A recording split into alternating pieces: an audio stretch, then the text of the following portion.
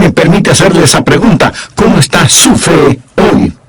¿Cuál es el estado de su fe?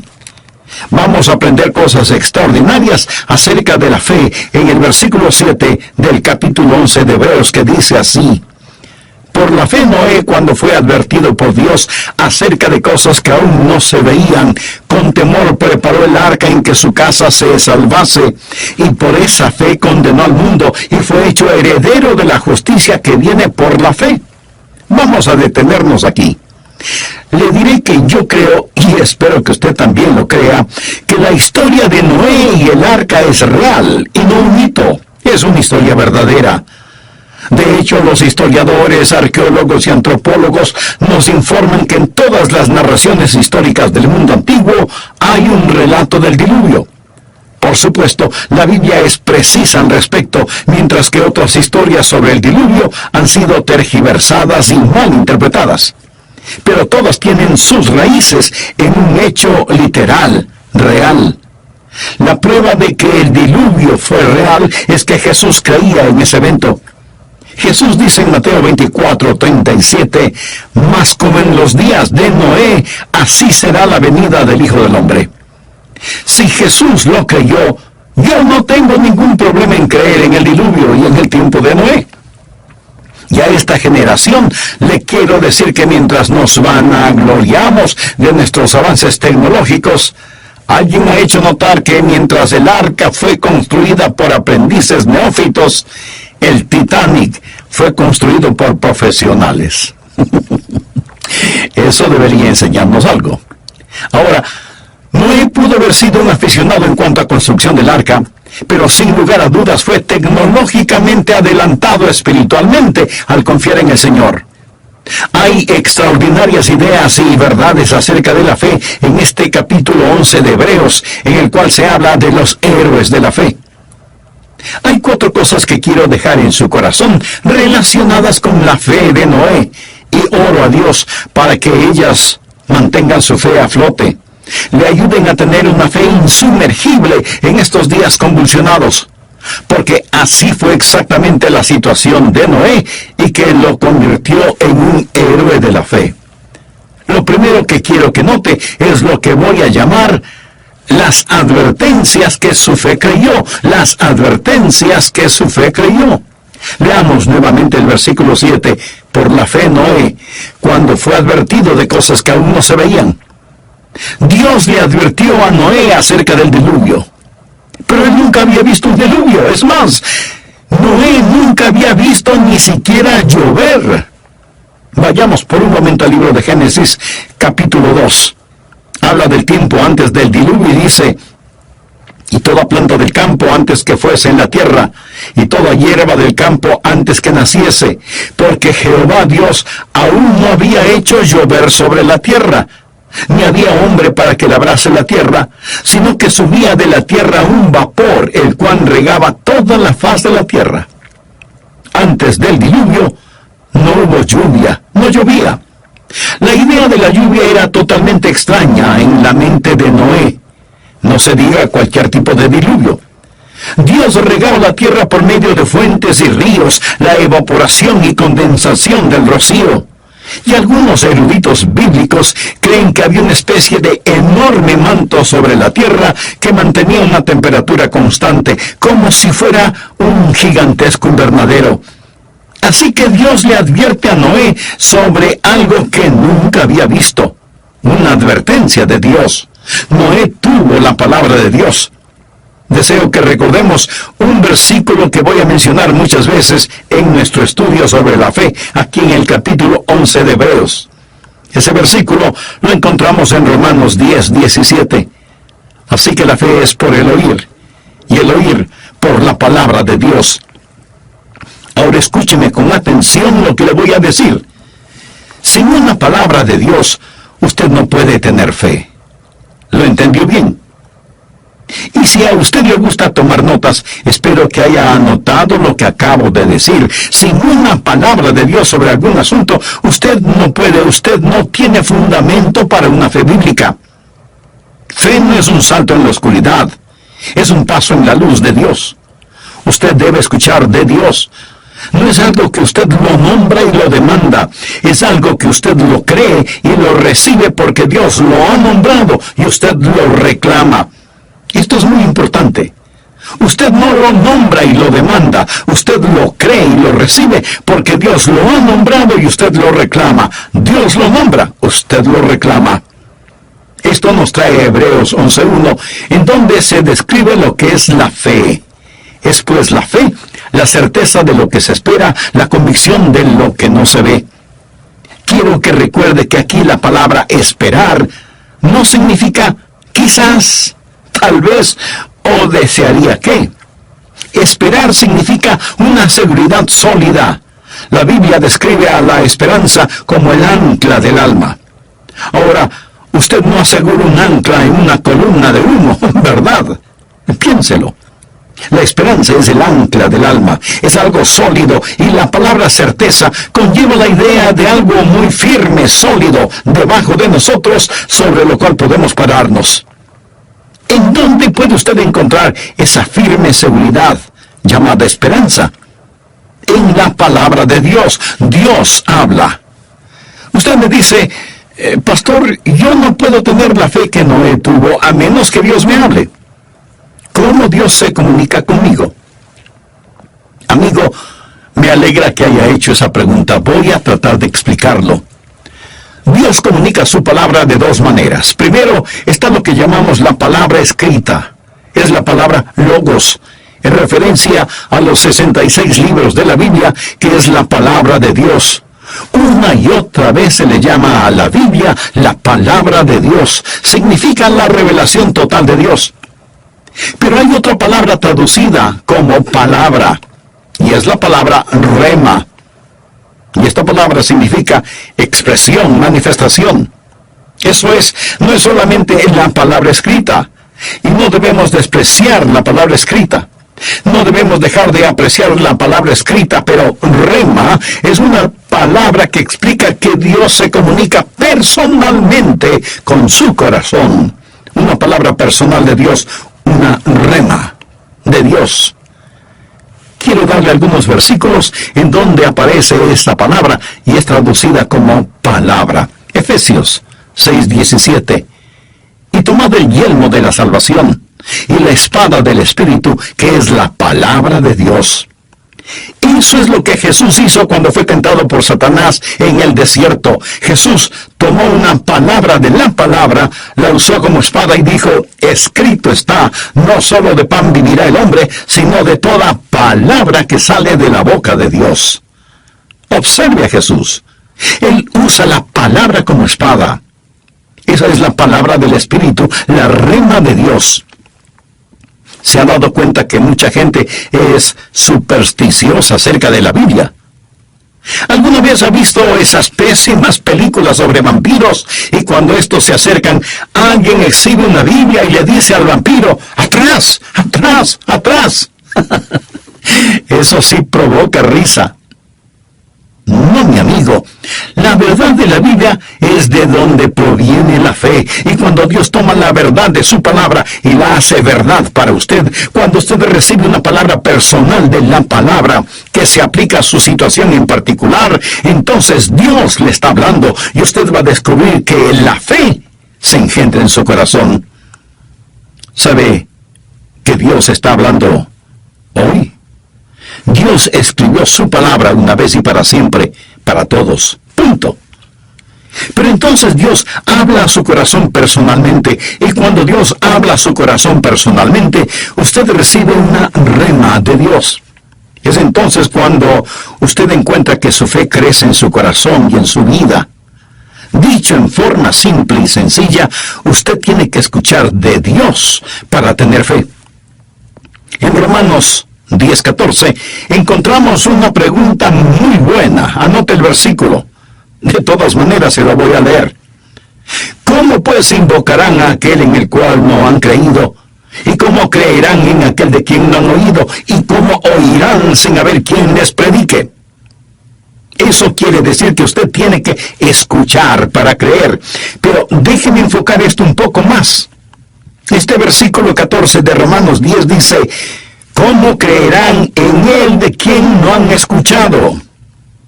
Esa es mi propia versión. ¿Cómo creerán en aquel de quien no han oído? Seguramente usted preguntará, pero pastor, ¿cuál es la diferencia? Escuche. Una posible traducción es, ¿cómo creerán en él de quien no han escuchado? Pero la traducción literal dice, ¿cómo creerán en él a quien no han escuchado? ¿Se da cuenta? Usted escucha a Dios. A fin de creer en él, usted no solamente escucha acerca de él, sino que le escucha a él. Ahora yo puedo predicar a Cristo. Pero si usted solo oye a Adrián, ¿de qué sirve? Usted debe escuchar a Dios. Y Dios toma su palabra y hablará a su corazón. Y usted recibe una rema, una palabra de la palabra. Dios le está hablando a usted. Esa es la razón por la que el apóstol Pablo le escribió a Timoteo, yo sé a quién he creído. Note que no dijo, yo sé en quién he creído. Dijo, yo sé a quién he creído. Fe es creer a Dios. Usted debe tener una fe que escucha a Dios. Ahora quiero decirle de la fe de Noé, de la fe que él recibió. En realidad fue resultado del temor. Miremos nuevamente el versículo 7 de Hebreos 11. Por la fe Noé, cuando fue advertido por Dios acerca de cosas que aún no se veían, recuerde, Noé nunca había visto lluvia. Con temor preparó el arca. ¿Lo ve? Actuaba con temor. Ahora, algunas personas dirán, yo no creo en una religión basada en el miedo. Quiero decirle algo. La religión bíblica está basada en el temor. Temor es el fundamento de la fe. ¿Sabe qué es lo malo con la generación presente? Lo puedo decir en una sola frase. Esta generación no tiene temor de Dios. Voy a leer una porción de las Escrituras en Romanos capítulo 3, empezando en el versículo 10 hasta el 18. Y quiero que escuche esta descripción y la compare con nuestra sociedad actual en muchos países del mundo. Escuche. Como está escrito, no hay justo ni aun uno, no hay quien entienda, no hay quien busque a Dios, todos se desviaron, aún se hicieron inútiles, no hay quien haga lo bueno, no hay ni siquiera uno. Sepulcro abierto es su garganta, con su lengua engañan, veneno de áspides hay debajo de sus labios, su boca está llena de maldiciones y de amargura. Sus pies se apresuran para derramar sangre, quebranto y desventura hay en sus caminos, y no conocieron camino de paz, no hay temor de Dios delante de sus ojos. Todo esto es la descripción de una generación que no teme a Dios. Por favor, anote al margen el siguiente versículo, Jeremías 2:19. Tu maldad te castigará, y tus rebeldías te condenarán. Amigo, Dios ni siquiera tiene que juzgarnos, nos juzgamos nosotros mismos. Sabe pues, y ve cuán malo y amargo es el haber dejado tú a Jehová, tu Dios, y faltar mi temor en ti, dice el Señor, Jehová de los ejércitos. Cuando Noé creyó a Dios, tuvo temor de Dios. Escúcheme, temor y fe están inseparablemente juntos. El temor ve el poder de Dios y la santidad de Dios y la justicia de Dios. La fe ve la misericordia de Dios, la gracia de Dios, la bondad de Dios. Por tanto, el temor de Dios no es un sobrecogedor terror de Dios. Es más bien el amor que está de rodillas. Permítame mencionar rápidamente 9 cosas que el temor de Dios hará en usted. En Proverbios 22:4 leemos, riquezas, honra y vida son la remuneración de la humildad y del temor de Jehová. El temor de Dios producirá en nosotros, primero, una vida santificada. Note lo que dice Proverbios 16:6. Con misericordia y verdad se corrige el pecado, y con el temor de Jehová los hombres se apartan del mal. Por el temor de Dios, los hombres se apartan del mal, por lo tanto, viven vidas santificadas. Segundo, conocimiento santificado. El siguiente versículo debería estar grabado en la mente y el corazón de todos los seres humanos. Proverbios 1:7. El principio de la sabiduría es el temor de Jehová. Los insensatos desprecian la sabiduría y la enseñanza. Tercero, la sabiduría santificada. Ahora veamos lo que dice Proverbios 9:10. El temor de Jehová es el principio de la sabiduría. Cuarto, contentamiento santificado. El consejo de Proverbios 15:16 es: mejor es lo poco en el temor de Jehová que el gran tesoro donde hay turbación. Quinto, adoración santificada. El rey David en el Salmo 5, versículo 7, dijo lo siguiente: mas yo por la abundancia de tu misericordia entraré en tu casa, adoraré hacia tu santo templo en tu temor. Sexto, la salvación santificada viene a través del temor. En el Salmo 85:9, David asegura que ciertamente cercana está su salvación a los que le temen, para que habite la gloria en nuestra tierra. Séptimo, confianza santificada. Veamos lo que dice Proverbios 14:26. En el temor de Jehová está la fuerte confianza, y esperanza tendrán sus hijos. Octavo, visión interior santificada. Salmo 25:14. La comunión íntima de Jehová es con los que le temen, y a ellos hará conocer su pacto. Noveno, liberación santificada. Salmo 33, versículos 18 y 19. He aquí el ojo de Jehová sobre los que le temen, sobre los que esperan en su misericordia, para librar sus almas de la muerte y para darles vida en tiempo de hambre. En la Biblia hay muchos versículos más que hablan de la amenidad, la felicidad y la bendición del temor. Noé fue un hombre de fe porque tenía temor de Dios. Por la fe Noé, cuando fue advertido por Dios acerca de cosas que no se veían, con temor preparó el arca. La marca de una sociedad que está llegando al límite es cuando ya no hay temor de Dios. Dios le dio a Noé una palabra de advertencia. Pero quiero que usted vea no solo la advertencia que su fe creyó, sino también, y en segundo lugar, el trabajo que su fe logró. Habiendo escuchado a Dios, se puso a trabajar de inmediato. La Biblia enseña que la fe sin obras es muerta. En Santiago 2:20 leemos: mas quiere saber, hombre vano, que la fe sin obras es muerta. Dios le dijo a Noé que debía construir un arca, y Noé obedeció. Mi amigo, vivimos de acuerdo a aquello que creemos. No me diga que usted tiene fe, si es que no obedece. Y usted tiene que obedecer aun cuando no lo entienda. Noé no había visto un diluvio, pero él tuvo la palabra y obedeció. Warren Wiersbe, gran erudito bíblico, dijo: fe es obedecer a Dios, a pesar de las circunstancias o de las consecuencias. Ahora, si usted trabaja sin fe, eso es presunción. Si usted tiene fe sin obras, eso es pretensión. Fe y obras es poder. La fe sin obras es muerta. La verdadera fe es más que una creencia intelectual, es un creer que actúa. No es lo que come, sino lo que digiere, lo que le hace fuerte. No es lo que gana, sino lo que ahorra, que le hará rico. No es lo que lee, sino lo que recuerda, lo que hace de usted una persona preparada. No es lo que predica, sino lo que practica, que le hace un genuino creyente en el Señor Jesucristo. Antes de terminar este mensaje, permítame hacerle las siguientes preguntas. ¿Es usted un hombre de fe? ¿Es una persona que no solo predica, sino que practica lo que cree? ¿Cree usted en el Señor Jesucristo como su Salvador personal? ¿Ha abierto su corazón para recibir a Cristo? Si su respuesta es no a cualquiera de estas preguntas, no quisiera recibir a Jesucristo ahora mismo. Quiero empezar diciendo que Noé fue un hombre de fe y por lo tanto construyó el arca para la salvación de su familia. Algunos de ustedes van a perder a sus hijos porque su fe es simplemente una fe intelectual, una mera fe doctrinal. No es una fe viva y práctica que obedece a Dios. Y sus hijos ven esas diferencias, aunque usted no lo crea. Hay dos hombres en la Biblia que son verdaderos contrastes en mi mente. El uno es Noé y el otro es Lot.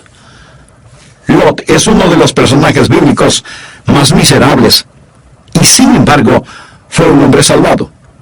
Usted puede leer la historia de este hombre en Génesis 19. Lot se fue a vivir en Sodoma, la más vil y pecaminosa ciudad sobre la faz de la tierra, y armó su tienda o carpa hacia Sodoma, y muy pronto estaba congraciándose con la gente de Sodoma. Comenzó a vivir en el compañerismo de los sodomitas. A lo mejor hasta desempeñó un cargo político en Sodoma. Dios habló con Lot y le advirtió en la misma forma en que advirtió a Noé. Dios le dijo: Lot, voy a destruir este lugar. Reúne a tu familia y sal de aquí. En la misma forma en que advirtió a Noé y a su familia.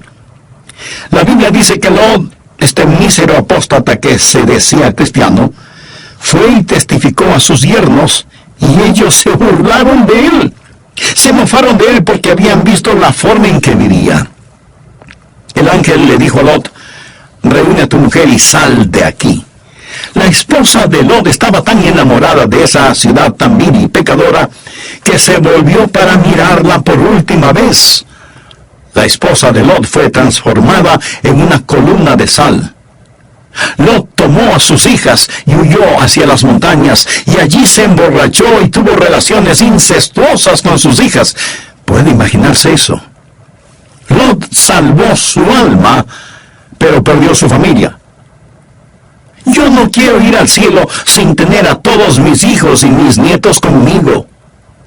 Mi esposa y yo tenemos como práctica el orar por nuestros hijos y pedir que Dios los proteja y los bendiga. Oramos por ellos por la mañana y por la noche. Hace algunos años en oración yo le pedí a Dios: Dios, si alguno de mis hijos no es salvo, amado Padre, deseo que sea salvo. Yo no tenía ninguna razón para pensar, por lo menos externamente, que alguno de ellos no fuera salvo, pero no quería que tuvieran una religión de segunda mano. Ese domingo, cuando prediqué, mi querida hija Gail pasó al frente y me dijo: papá, no estoy segura de mi salvación y quiero estarlo. Quiero ser salva. Mi amigo, yo quiero a todos mis hijos en el arca. Noé con temor preparó el arca en que su casa se salvase. Ahora escúcheme, la religión que no comienza en el hogar, no comienza en ninguna parte. ¿Alguna vez he escuchado a alguien decir: bueno, es muy difícil el testificar a mi propia familia? ¿Sabe? Eso dice más de usted que de ellos. ¿Por qué le es difícil testificar a su familia? Porque ellos le conocen muy bien. Muchos de nosotros necesitamos ir y decirles: ¿podrían perdonarme por la clase de vida que he vivido delante de ustedes? No les testifique, simplemente pídales perdón. Reconozca frente a ellos que como creyentes su ejemplo ha sido muy pobre, negativo.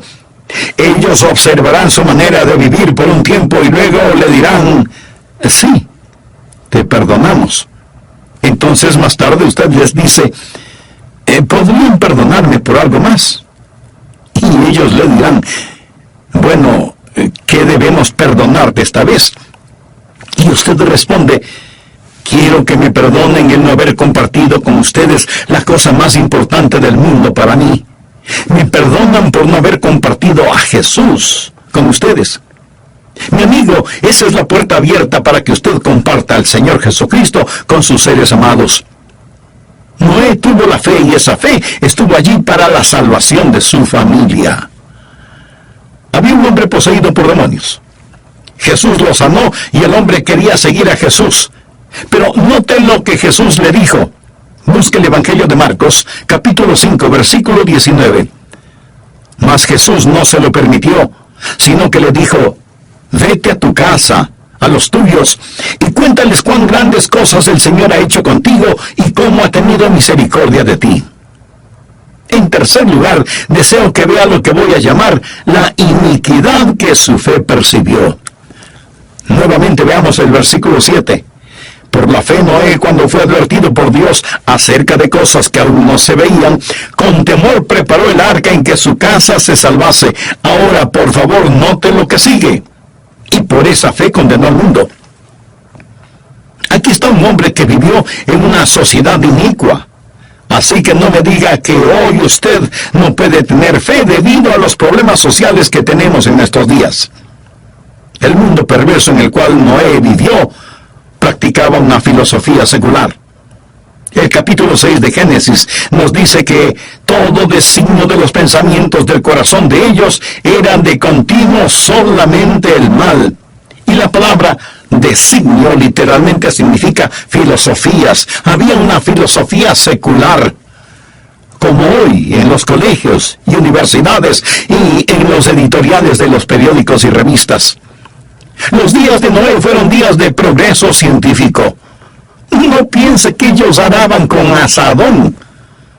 ¿Cómo le gustaría a usted construir un buque del tamaño de un transatlántico capaz de resistir la más furiosa tempestad que el mundo haya visto? Estaban construyendo grandes ciudades en esos días.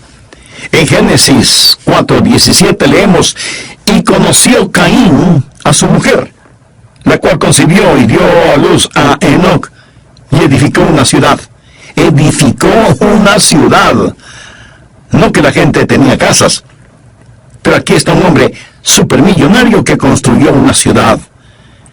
En la actualidad vivimos en una época de progreso científico. Estoy maravillado de lo que podemos hacer en nuestros días. Hoy hablamos de clonación, de ingeniería genética, pero también experimentamos la vileza del Internet, que es una gran herramienta, pero muy peligrosa. Los promotores de pornografía ya están hablando de la realidad virtual en el Internet y de adulterio en realidad virtual. Todo esto significa algo siniestro. Los días de Noé fueron días de plagas sociales. Leamos Génesis 6, versículo 11. Y se corrompió la tierra delante de Dios, y estaba la tierra llena de violencia. Piensen en las plagas sociales en estos días. El terrorismo, la violencia, los secuestros, los raptos, los asesinatos inexplicables en las calles, en todas las ciudades del mundo, la violencia asesina por medio de los abortos. Sin embargo, Noé fue un hombre de fe. Él creyó a Dios a pesar de todo. Permítame decirle algo que debería romper su corazón. El señor Peter Singer fue nombrado como el primer profesor de bioética a tiempo completo en el Centro Universitario de Valores Humanos en la Universidad de Princeton. De paso le diré que la Universidad de Princeton fue fundada gracias a la predicación del Evangelio de Jesucristo. Déjeme decirle lo que este profesor de bioética, Peter Singer, dijo. Matar a un infante discapacitado no es moralmente equivalente a matar a una persona. En otras palabras, él dijo que no es lo mismo matar a un infante que tiene discapacidades que matar a una persona, pero dijo algo más. La vida de un recién nacido tiene menos valor que la vida de un cerdo, un perro o un chimpancé. Peter Singer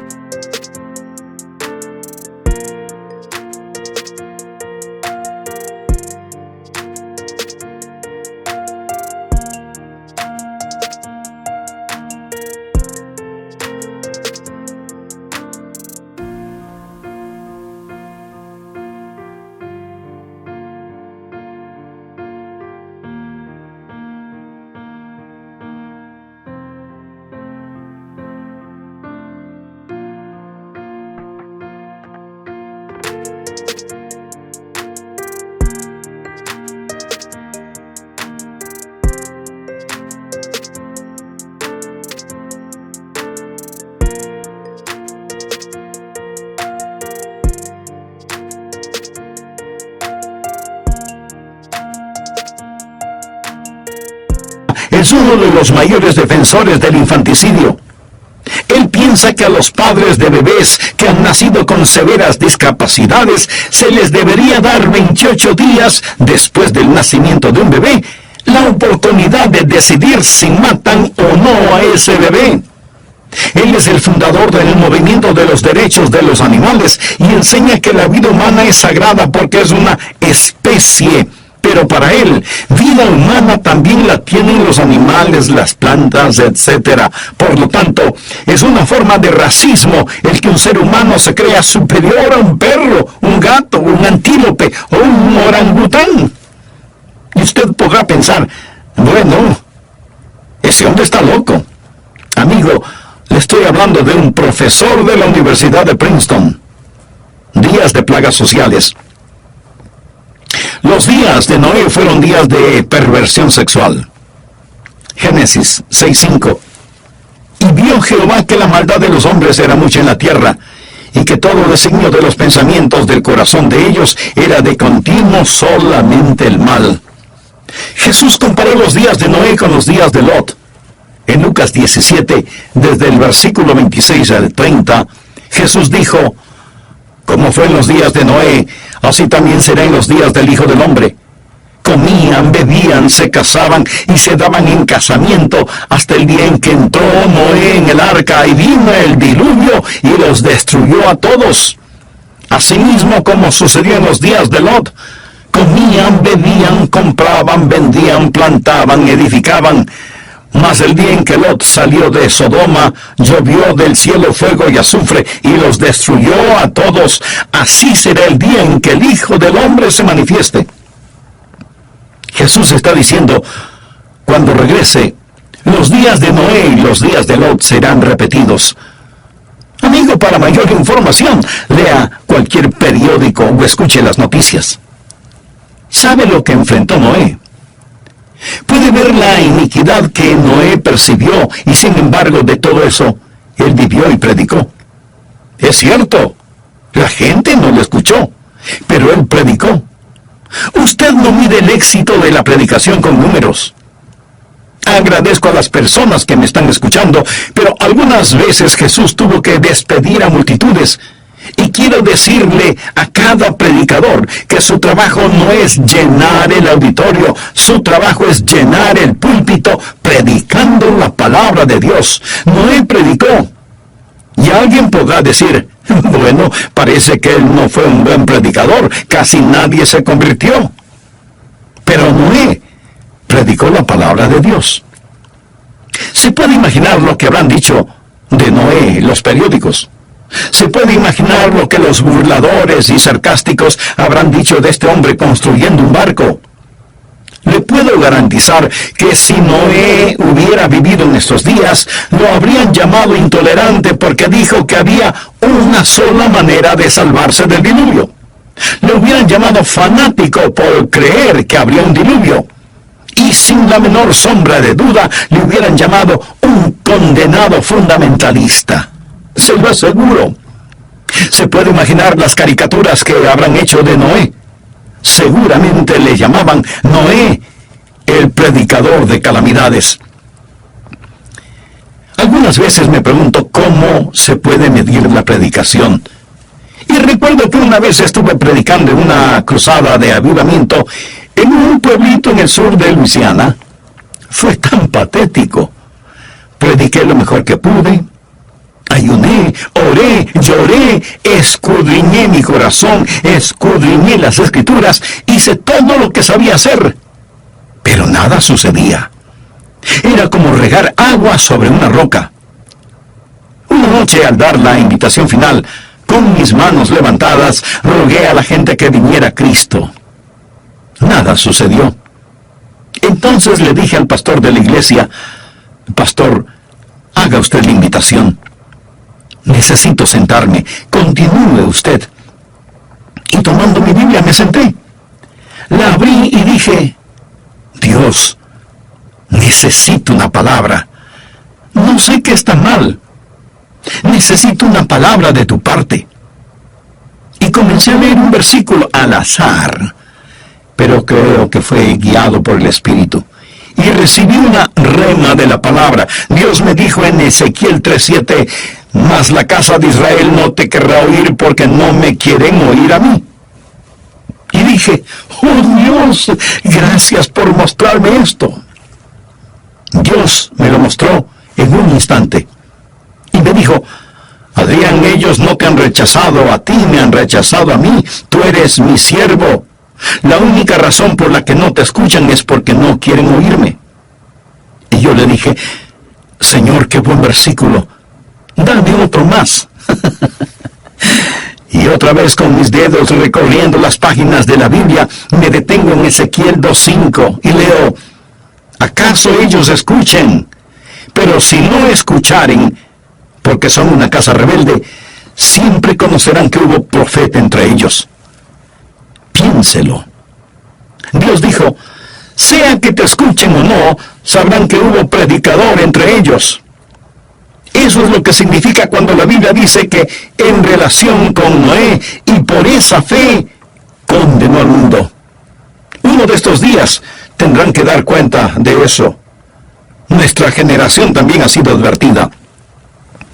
Y aquí está lo último que quiero que vea: la riqueza que su fe recibió.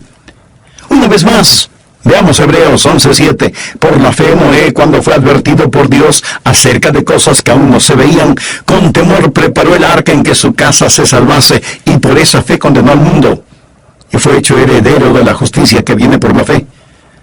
¿Cuál es su legado? ¿Cuál fue la riqueza que su fe recibió? Fue la justicia. Él fue hecho justo a los ojos de Dios por la fe. Recuerden lo que dice Hebreos 10:38, mas el justo vivirá por fe. Recibimos vida espiritual cuando recibimos a Cristo. ¿Cómo se salvó Noé? No por obras, sino por gracia. Génesis 6:8 dice: pero Noé halló gracia ante los ojos de Jehová. Esa es la primera vez que se menciona gracia en la Biblia. Piense en toda la angustia, el dolor, las dificultades que tuvo que pasar Noé. Piense en lo que le costó a Noé el construir el arca. No sé de dónde salieron los recursos, pero pienso que él puso todo lo que tenía en esa construcción. Tal vez cuando él clavó el último clavo en el arca, eso era todo lo que le quedaba. Y entró en el arca siendo absolutamente pobre, pero cuando salió del arca, era propietario del mundo. Recuerda lo que Jesús dijo: bienaventurados los mansos, porque ellos recibirán la tierra por heredad. Cuando Noé y su familia entraron en el arca, eran una minoría. Cuando salieron del arca, eran la mayoría. Mi amigo, estamos en el lado ganador, pero tiene que ver esto por fe. Verá, el arca es una ilustración de la salvación, es un retrato del Señor Jesucristo, una gigantesca lección objetiva que encontramos en el Nuevo Testamento. El arca está terminada. Nubes de tormenta comienzan a acumularse, la tierra tiembla, grandes pozos se abren, el agua comienza a fluir, la fuerte lluvia empieza a caer, pero antes de eso Dios dijo: Noé, entra en el arca. Ponga atención a esto. Dios no dijo: Noé,